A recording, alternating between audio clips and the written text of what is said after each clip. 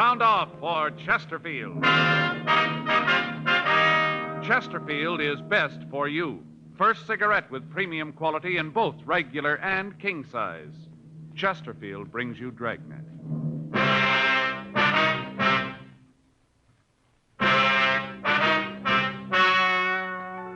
Ladies and gentlemen, the story you are about to hear is true. The names have been changed to protect the innocent.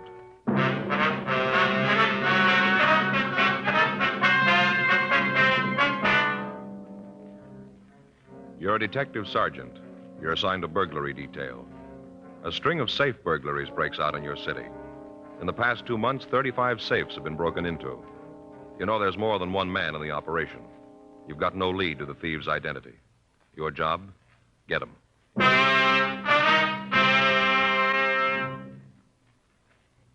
Years ahead of them all. Chesterfield is years ahead of them all. The quality contrast between Chesterfield and other leading brands is a revealing story. Recent chemical analyses give an index of good quality for the country's 6 leading cigarette brands.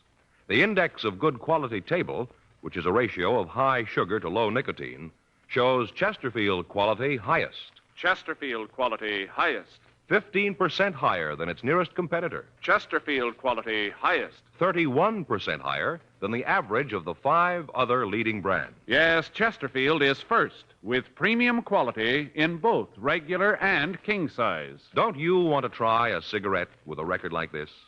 Chesterfield.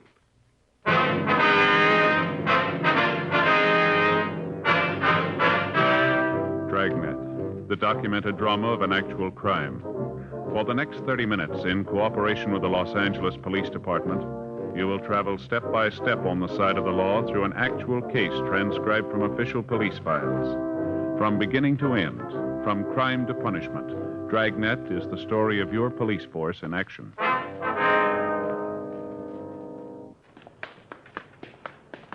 It was Tuesday, August 18th. It was warm in Los Angeles. We were working the day watch out of burglary detail. My partner's Frank Smith. The boss is Thad Brown, chief of detectives. My name's Friday. It was 1:34 p.m. when we got to the second floor of the Central Jail building, the crime lab. Couldn't sleep last night. Faye and I had another beef. Oh, what about this time? Cards, canasta. Yeah? Folks next door came over after dinner and we got to playing. They play real good. Mm-hmm. And it wasn't long before we were really getting schlocked. What? Schlocked. Beaten. Oh. Terrible. Yeah. Last hand, they go down right away, Joe. Seemed like everything I threw them they could use. Picked up everything.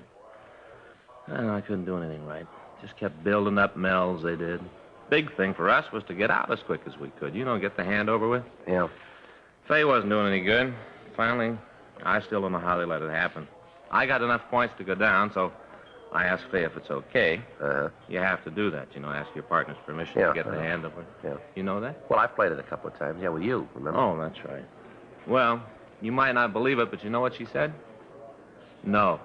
Just sat there, said she didn't think it was time. Is that right? Yeah. I know it's kind of picky, but there they were, the other kids just piling up points, schlocking us all over the place. Schlocking. Yeah, hand went around a couple of more times. Each time I asked Faye if she wants to get out. Each time, you know what she says? No. That's it. No. Well, what finally happened? Oh, the other folks ran out of cards. Wasn't any more play, so they got out. 3,600 points. And I found out why Faye didn't want to quit. Why? Had a deuce. What? A deuce, a 2, Yeah. Well, she said she didn't want to get caught with it. Yeah, well, we better get started, huh? Wait a minute, that's not the worst of it, let me tell you. All right. All night we're playing, see, all night. I'm saving cards, I'm like tens. Like to get tens. I save tens. Yeah, I guess everybody saves tens. Well, I save more than other guys. We get all through, and you know what? We find out there are only 7 tens in the deck. One of them's missing. All night, there's 7 tens. Well, that's dreadful. Well, I tell you. You were schlocked. Schlocked. Didn't sleep a wink. Friday? Yeah, Ray. Back here. Girl's out to lunch. Come on back. Hi, how's it going, Ray? Moving around, that's about all. Hot out, huh? Yeah, paper says it's going to go over 90 today. Too hot for me. Yeah. Well, how you coming on the job this morning? Just finishing up. Looks like the rest of them. Yeah. Got some pictures here. Take a look. Here's pictures of the marks they left on the door this morning. Mm-hmm. See those 2 long scratches on the wood? Yeah, here? Yeah, now, over here, here's a picture from the Argosy Manufacturing Company's door. Mm-hmm. See? Yeah. Same 2 marks. Pretty safe bet to figure that both doors were open with the same pry bar.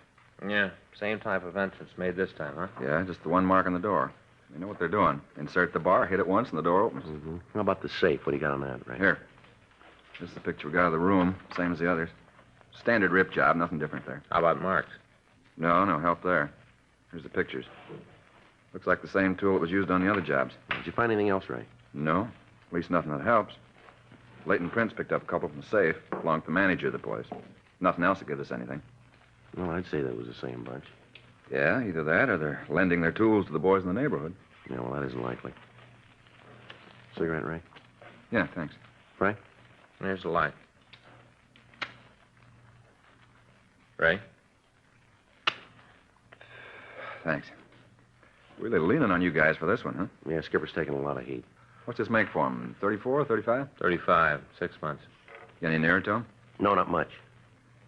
Got anything to tell how many men there are? It'd be hard to say for sure. The way they work figures about 3 or 4, maybe. Yeah, that's the way it looks.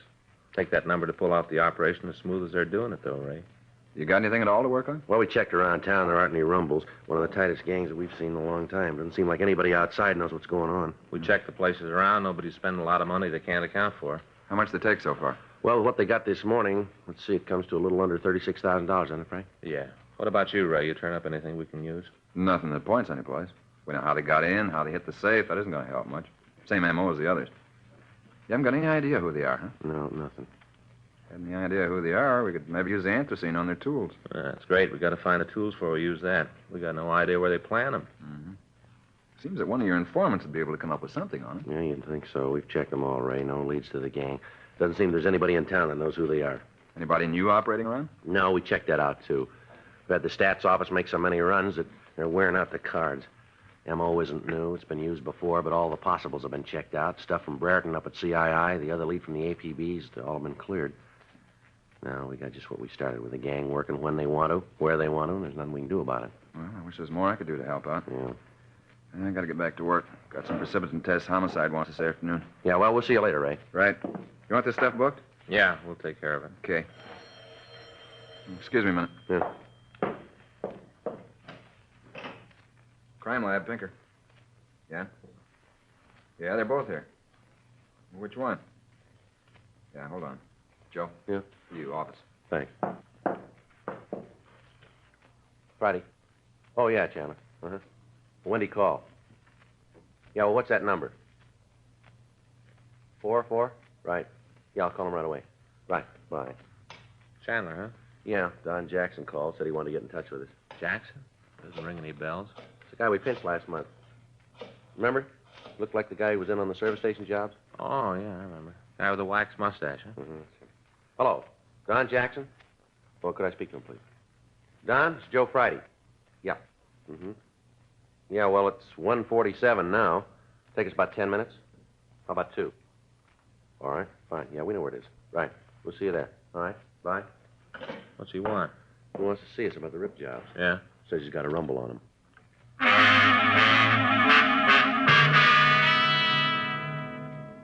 Don Jackson had been a suspect in a series of service station burglaries we'd investigated. He'd been picked up and interrogated, but investigation showed that he couldn't have been involved in the thefts.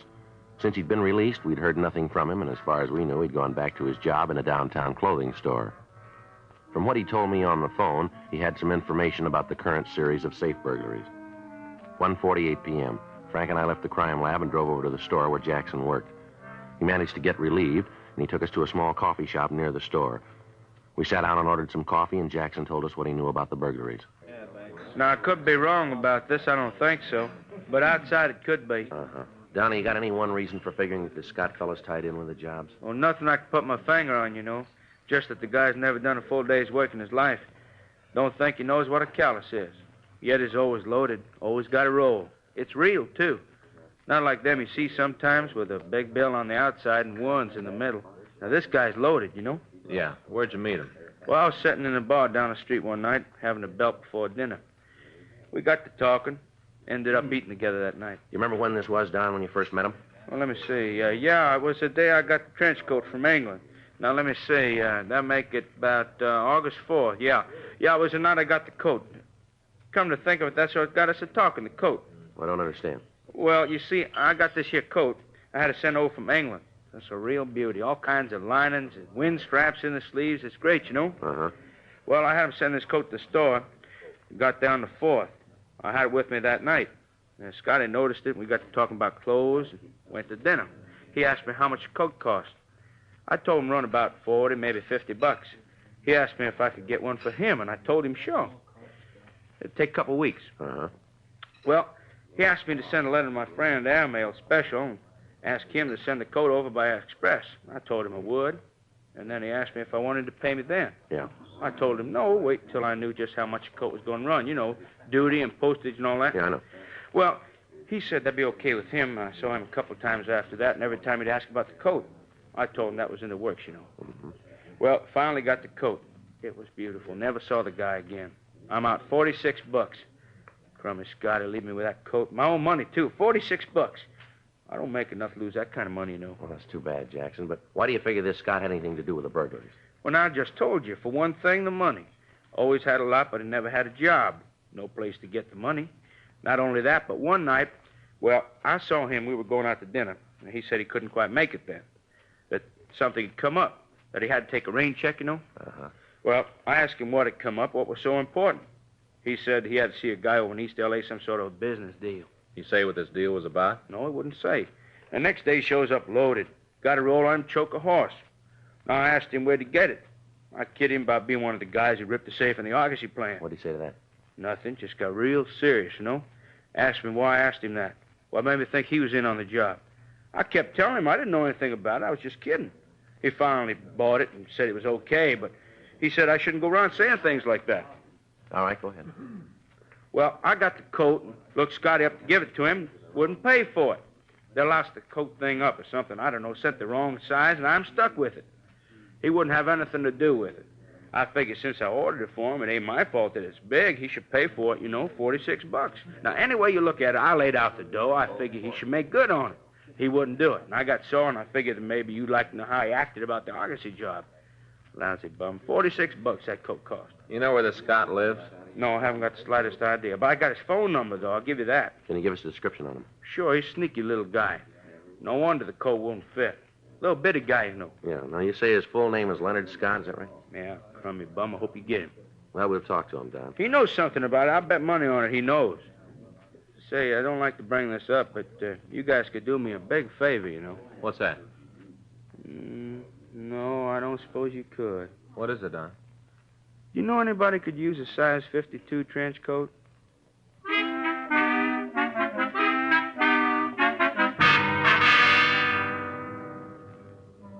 We continued to talk to Don Jackson. We got the description of Leonard Scott and his phone number.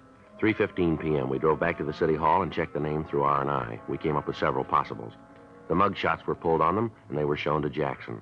He was able to identify one of them as the man he'd told us about. The suspect had a record for burglary and had served 2 terms in the state penitentiary at San Quentin. He'd served his full term and was not on parole. We checked the last address on his convict registration card, and we found that he lived in a rooming house on West 11th Street.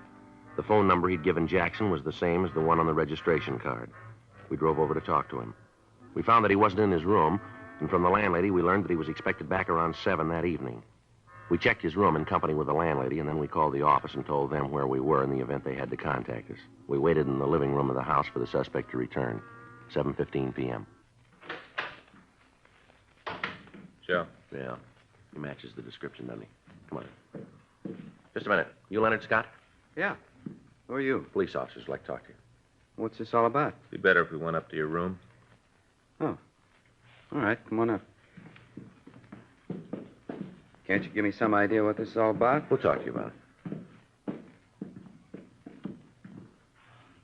Go ahead. Open the door.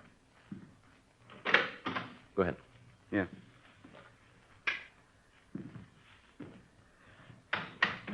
Okay, what's the pitch? You've been through it before. You're an ex-con. You know the pitch. You tell us what you do for a living? I work. Doing what? I'm a salesman. What do you sell?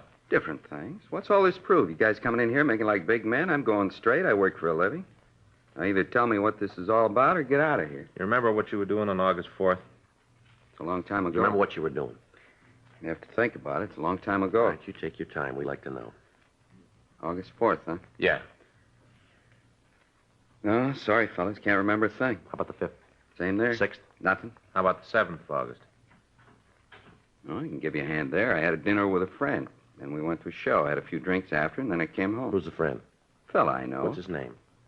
Why I got to tell you that? We got to check your alibi. What do I need an alibi for? I haven't done anything. My time's clean. I got nothing to explain to you. Now, maybe you can clear up a few things for us. I always like to help the cops out. What do you want to know? How come you remember what you were doing on August 7th? You got trouble with time before then, haven't you? What's so important with the dates? Maybe if you tell me what you're after, I can help you out.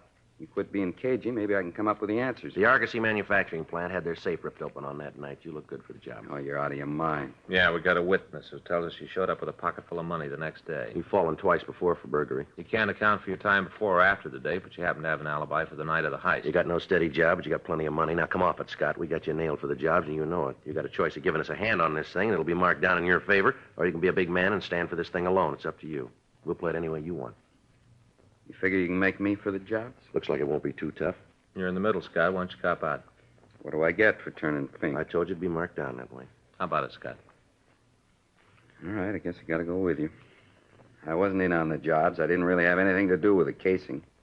I helped a little bit. Not much, just a little. Where'd you figure in it? Once I worked as a lookout for him. Who are they? I can give you the names. Like to see you get 'em, lousy bunch. Hope you get 'em good. Make every one of 'em lousy bums the way they treated me. What do you mean by that? Big deal. Had the cops running around in circles. Big deal. Nothing. Work along with them. Everything will be fine. Big deal. How many of them are there? 4. 4 real bums. They said they were going to take care of me. They told me I'd get my share of the money. Lousy liars. One job I was with them. After that, they told me I hadn't done enough to earn my way, that I wasn't any help to anybody. Well, next time you see them, you can tell them. Yeah? They were wrong.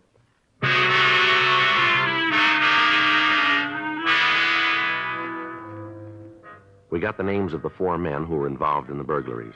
We took Leonard Scott down to the city hall and pulled the packages on the 4 suspects. He gave us a positive identification on them. We checked with Captain Wisdom, and it was decided to wait until we could catch the suspects in the actual attempt to commit a burglary. We checked out the address of the 4 suspects and got as much information as we could on them without letting them know that they were under surveillance. Additional teams of men were assigned to the stakeout. Each of them was watched 24 hours a day, and each of the teams of detectives were in constant contact with the burglary division. 2 days passed. None of the suspects made any attempt to make contact with the others. We met with the district attorney, and it was decided that in the interest of bringing the gang to justice, the first suspect, Leonard Scott, should be released from custody to act as an informant for us. He would be kept under constant surveillance. Frank and I were assigned to follow him. In the next 3 days, he went about his business as usual. Each evening, he'd leave his rooming house and walk through the bars in the downtown area. He told us that contact and information regarding the burglaries was made by the leader of the gang, one of the suspects named Howard Ramsey. On Monday, August 24th, we saw Ramsey approach Leonard Scott. They talked briefly in the rear of a bar on 6th Street, and then Ramsey left. We waited for about 15 minutes, and then we saw Scott leave the bar. We followed him down the street to an all-night coffee stand. We sat down next to him at the counter, and at the first opportunity, he told us what Ramsey had said. You guys haven't got long to wait. What'd he say? Deal's set. It's going to be a machine shop out in West L.A. Rumble is the safe has over 25 grand in it. Biggest job they've tackled. You say how it's going to work? Yeah, I'll fill you in on it. Thought you might want to get in touch with your office, so. How's that? They're going to work tonight.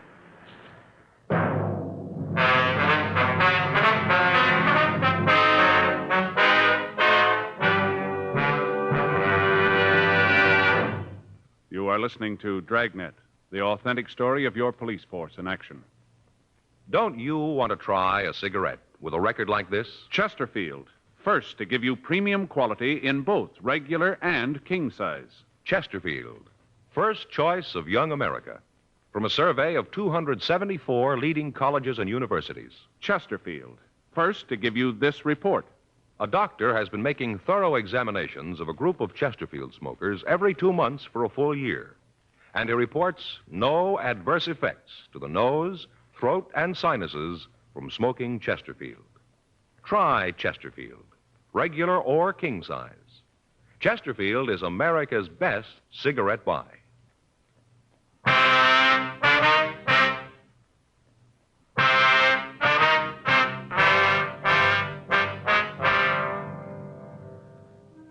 9:32 p.m. We got the rest of the story from Leonard Scott.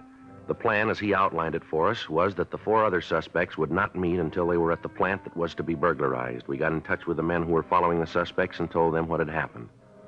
10:07 p.m. We met with Captain Wisdom and put the operating plan into effect. It had been arranged that all of the men following the suspects would be in 3-way radio cars so that constant communication could be kept between the units of the operation. Additional officers were planted on the roofs of the buildings surrounding the plant to be burglarized. These men would be equipped with walkie-talkies so they could keep in constant touch with each other and with us in a 3-way radio car. In this way, we could direct operations, and we'd have a complete picture of what was happening in the immediate vicinity. A blockade system was set up to be put into operation once the suspects had entered the trap so that escape would be impossible. 11:45 p.m. The plan was completed, and the men involved were in their assigned positions. We followed Leonard Scott to his rooming house, and he changed to his working clothes. He came out of his house, and we followed him out the freeway to Hollywood. From there, he drove out Sunset Boulevard to Whittier Drive in Beverly Hills, and then he went out Wilshire Boulevard toward West L.A. As we drove, we could hear the other units reporting the position of the men that they were following. All of the suspects left their homes at approximately the same time, and it looked as if they would get to the plant within a couple of minutes of the scheduled time.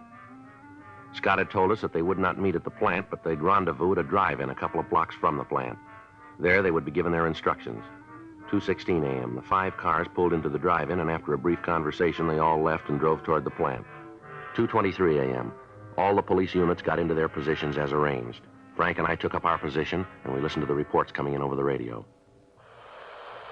Unit 1KY80, Unit 1KY80, Rubles, come in.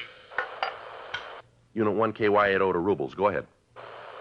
I'm on the roof of the building directly across the street from the factory, Joe. I can see the suspects now. How many of them are there?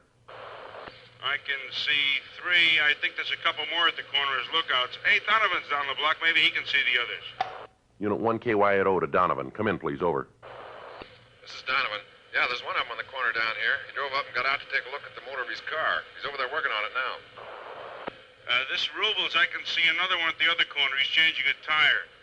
Got the jack under the car, but he's not trying to get the wheel off. The others are at the factory door now. You see anything where you are, Joe? Not much. Shadows across the street. I can't see the doorway. What are they doing now? They're inside now. They forced the lock on the door and got inside. Door's closed. Now, I can't see him anymore, Joe. All units, this is Friday in Unit 1KY80. All units move in to apprehend suspects. Repeat, move in to apprehend suspects. Units 2R4, 5, 6, and 7, and Unit 2R20 move to blockade positions. All right, let's go. Right. They got the place covered in back, okay? Yeah, all covered. All right. This ought to do it, huh? Right. All right, let's go. Yeah.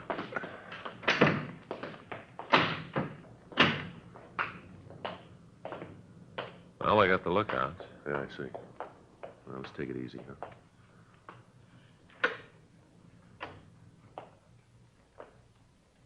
See him? No.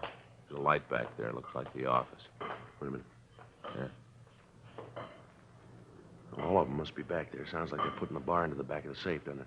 Yeah. Rubles? Let's go. They're in the office now. You want to move in from that side? Right. All right, let's go. All right. Come on, get on it. We haven't got all night. That safe built like a sardine can. There's no reason to take this long. We're doing the best we can. We got the 1005 bricks giving us trouble. Here, let me take a look. All right, hold it right where you are. Cops, let's get out of here. Watch him, Joe. I'll get him. Right. Come on, Ramsey. You got no place to go. The building's surrounded. Back here, Joe. Get out of here, cops. You're never going to take us. Hold it up. Don't shoot anymore. I give up. I give up. Come on, cops. Come on and get it. He ain't talking for me. I've had it. I don't want any more shooting. I give up. All right, throw your guns out here. He's mine. All right. Come on out of there. Get over there. Get your hands back of your head. Stand right there and don't move. I gave up, didn't I? I didn't want any more of it. Come on, Ramsey. Your partner was smart. Why don't you play it that way, too? You come and get me, cop. All right. You win. I'm out of shells. Don't shoot. Throw that gun out here. All right, now come on out of there. Keep your hands back of your head. Come on, move. That's good right there. All right, all right. Come on, Ramsey. Over there next to your partner. Now stand still, both of you. Put your hands against the wall. Stand still. I don't move. All right, they're clean, Joe. All right. There were three of them. Where's the other one? I made a break for the front door. They got him out there. Lousy luck all the way around. How'd you know? Who told you? That doesn't make any difference. Well, somebody had to tell you. You'd never have found out if somebody hadn't told you. That's right. Come on, let's go now. Well, who told you? Who turned Fink? Somebody had to tell you, didn't Well, he? don't you worry about it, mister. What do you mean? You're going to have a lot of time to figure it out. Now, let's go.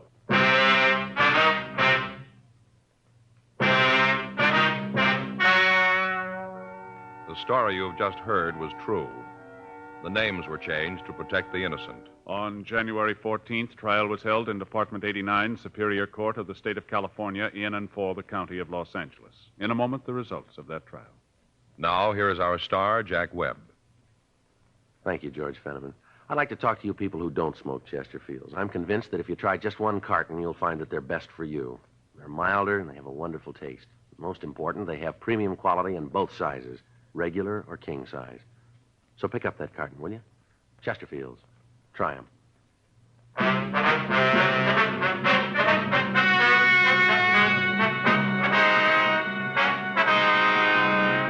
Howard Allen Ramsey, Jack Irwin MacArthur, and the other two suspects were tried and convicted of 15 counts of burglary in the first degree. They received sentences as prescribed by law. Burglary in the first degree is punishable by imprisonment in the state penitentiary for a period of not less than 5 years. Because of his cooperation, Leonard James Scott was given a lighter sentence and at the conclusion of his prison term was placed on probation for a period of 2 years. Ladies and gentlemen, we wish to thank the editors of TV Guide for the cover picture and story on Dragnet. You can get TV Guide at your favorite newsstand.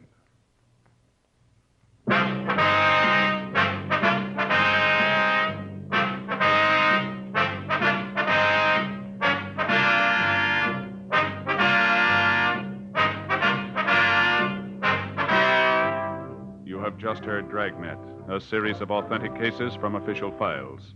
Technical advice comes from the Office of Chief of Police W.H. Parker, Los Angeles Police Department. Technical advisors, Captain Jack Donahoe, Sergeant Marty Wynn, Sergeant Vance Brasher. Heard tonight were Ben Alexander, Olin Soule, Vic Perrin, Jack Crucian. Script by John Robinson. Music by Walter Schumann. Hal Gibney speaking. For a million laughs, tune in Chesterfield's Martin and Lewis show, Tuesday on this same NBC station. And sound off for Chesterfields. Either regular or king size, you'll find premium quality Chesterfields much milder. Chesterfield is best for you. Chesterfield has brought you Dragnet, transcribed from Los Angeles.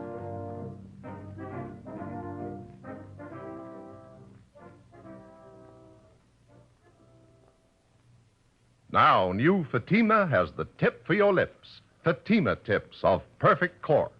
King size for natural filtering.